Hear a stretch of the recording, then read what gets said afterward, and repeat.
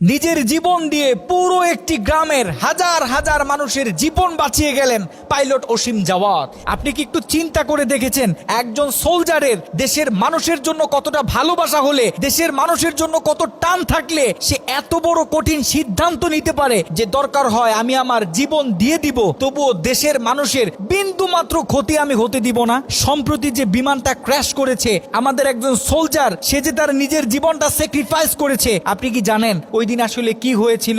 Pilot অসীম Javad এবং তার সহকারী যখন আকাশে বিমানটা উড়াচ্ছিল, এর সামান্য কিছু সময়ের ভিতরে তারা অনুভব করতে পেরেছিল যে বিমানে বড় একটি সমস্যা হয়েছে। তারা যদি বেশিক্ষণ সময় বিমানে থাকে তাহলে তারা তাদের নিজেদের জীবনটা বাঁচাতে পারবে না।